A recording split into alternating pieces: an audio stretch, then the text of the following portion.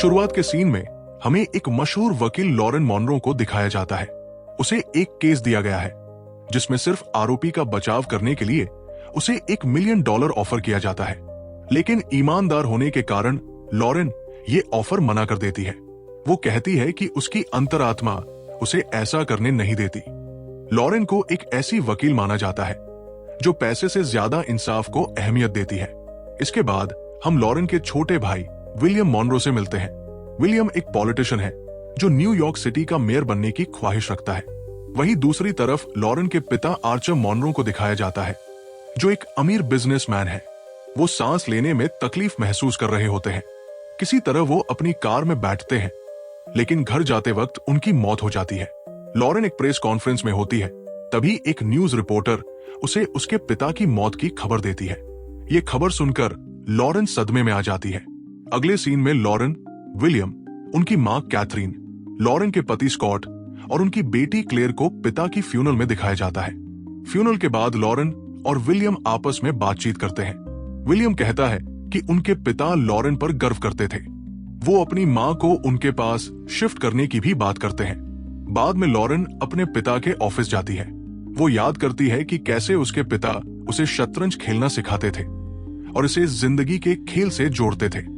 एक हफ्ते बाद मॉनरो फैमिली के वकील हेरोल्ड आर्चर की वसीयत सुनाते हैं। उस वसीयत के मुताबिक अब कैथरीन कंपनी की सीईओ होती है। विलियम को $20 मिलियन मिलते हैं, जबकि लॉरेन को सिर्फ $1 मिलियन। बाकी के $50 मिलियन पुलिस और मेडिकल स्कूल्स को डोनेट कर दिए जाते हैं। इसके बाद हेरोल्ड अकेले में लॉरेन को एक पैकेज देता है। वो कहता है कि ये उसके पिता ने उसके लिए छोड़ा था। लॉरेन पैकेज खोलती है तो उसमें उसे एक पेन ड्राइव और एक चाबी मिलती है। वो पेन ड्राइव को अपने लैपटॉप में लगाती है।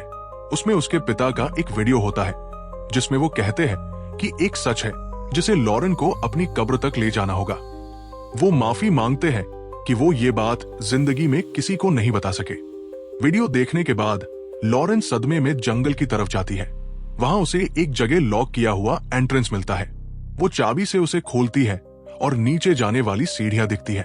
लॉरेन हिम्मत करके उस अंधेरे बंकर में नीचे जाती है।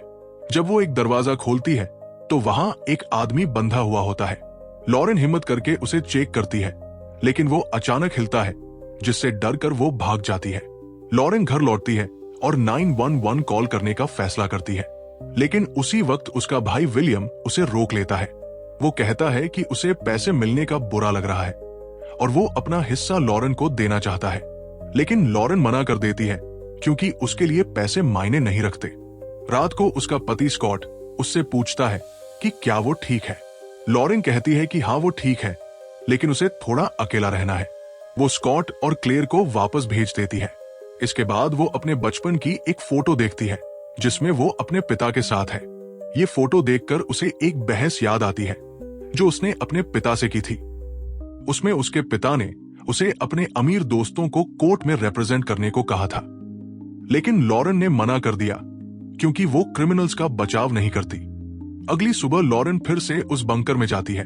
इस बार वो अपने साथ एक गन लेकर जाती है। इस बार वो देखती है कि वो आदमी सो रहा है। वो जल्दी से उसके फिंगरप्रिंट्स लेती है ताकि पता चल सके कि वो कौन है। इसी दौरान वो आदमी अपनी आंखें खोलता है, जिससे डरकर लॉरेन फिर से भाग जाती है। वो फिर से बंकर लौटती है, इस बार एक मास्क पहनकर। वो उस आदमी से पूछती है कि वो कौन है। वो आदमी हर बात जानता है, लॉरेन की बर्थडे, उसके भाई का नाम, यहाँ तक कि कैसे उसने अपने पिता की मर्जी के खिलाफ शादी की थी। लॉरेन हैरान होकर अपना मास्क उतार देती है और फिर से उसकी पहचान पूछती है। आदमी कहता है कि इतने सालों से बंद रहने के बाद उसे अब खुद को उनके परिवार का हिस्सा जैसा लगता है। वो पूछता है कि क्या लॉरेन एक अच्छी इंसान है। जब लॉरेन हाँ कहती है तो वो कहता है कि अगर वो अच्छी है तो उसे आजाद कर देना चाहिए, क्योंकि अच्छा इंसान ऐसा ही करता है। लेकिन लॉरेन को लगता है कि उसने जरूर कुछ ऐसा किया होगा जिसकी वजह से उसे कैद किया गया। लॉरेन सारी सच्चाई जानना चाहती है, लेकिन आदमी पहले कुछ डिमांड करता है।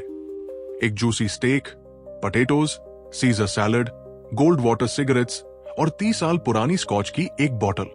साथ ही वो कहता है कि शेव करने की भी इजाजत दी जाए।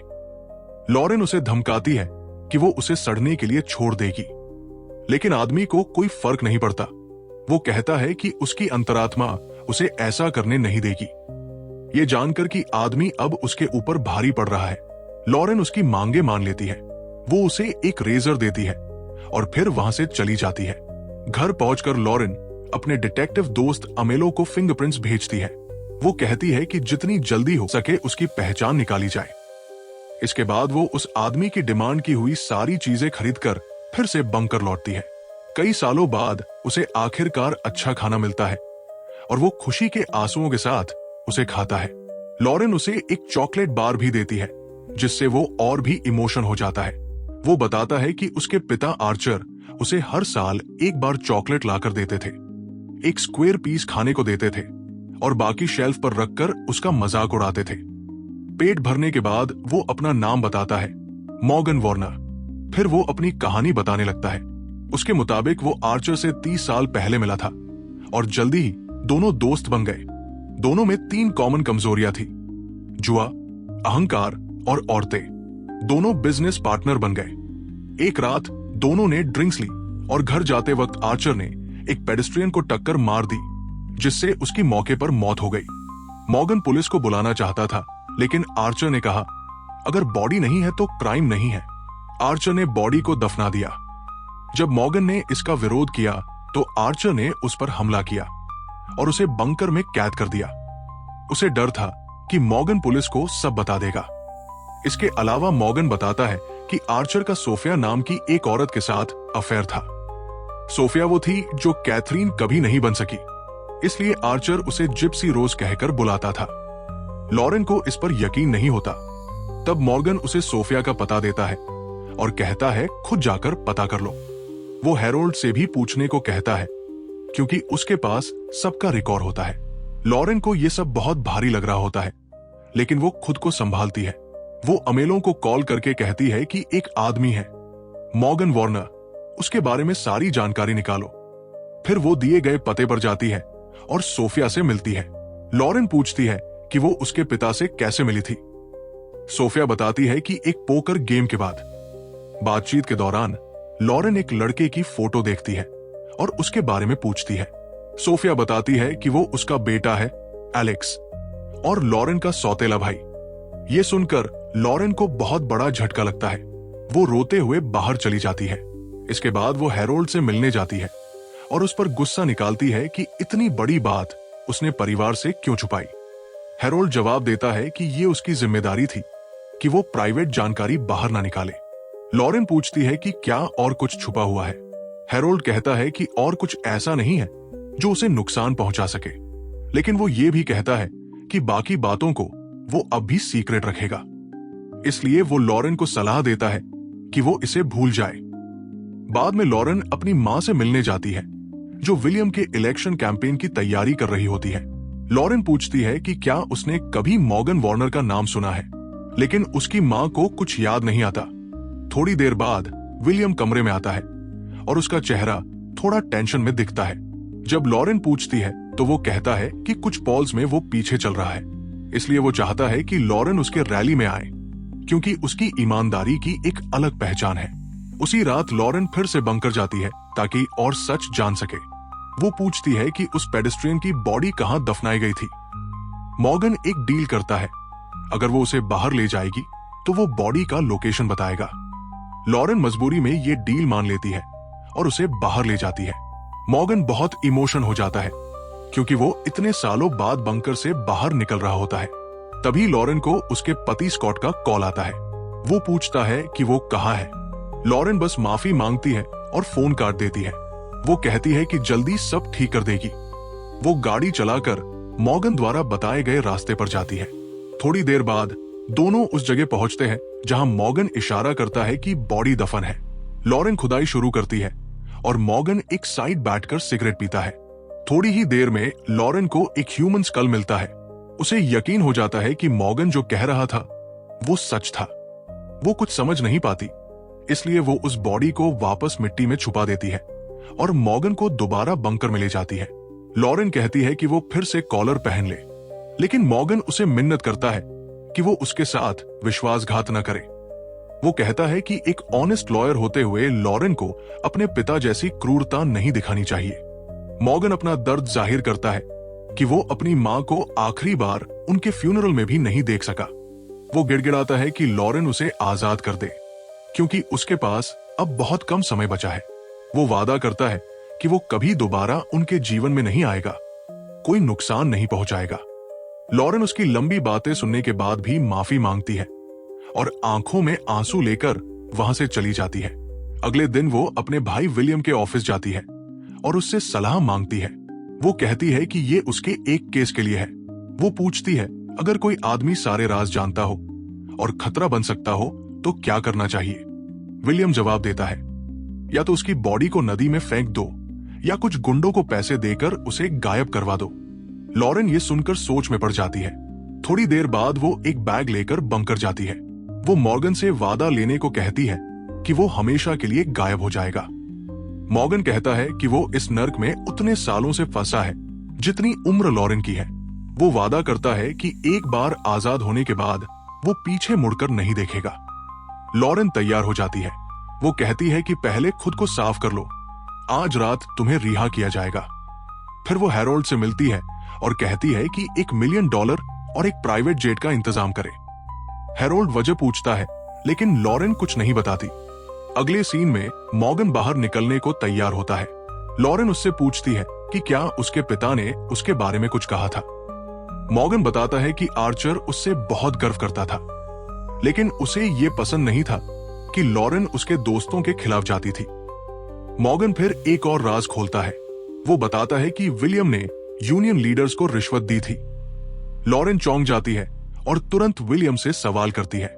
विलियम कहता है कि अगर ऊंचे पद तक पहुंचना है तो रिश्वत देना जरूरी होता है। वो ये भी कहता है कि उनके पिता ने भी लॉरेन को डिस्ट्रिक्ट अटॉर्नी बनाने के लिए लोगों को पैसे दिए थे।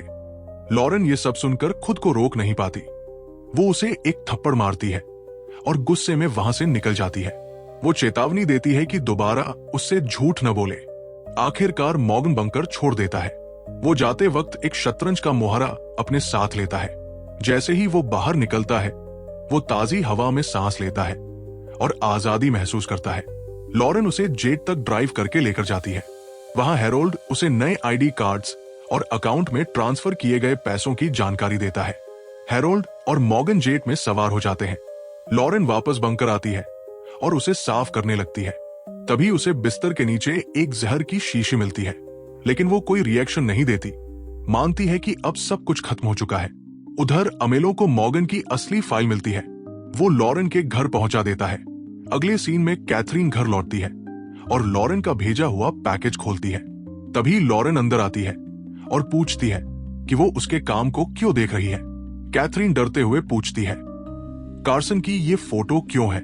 लॉरेन कहती है कि उसका नाम मॉर्गन है और वो ईमानदारी से बताती है कि उनके पिता ने उसे सालों तक बंकर में कैद रखा था। ये सुनकर कैथरीन एक बहुत बड़ा राज खोलती है। वो कहती है कि वो आदमी एक बेदर्द सीरियल किलर है। लॉरेन अपनी माँ से मॉर्गन के बारे में पूछती है तो कैथरीन बताती है कि वो एक बेदर्द सीरियल किलर है। फिर पूछती है कि अब वो कहाँ है। ये सुनकर उसे डर लगने लगता है और वो तेजी से एयरपोर्ट की ओर भागती है, लेकिन वहां पहुंचते ही उसे हैरोल्ड और पायलट की लाशें मिलती है।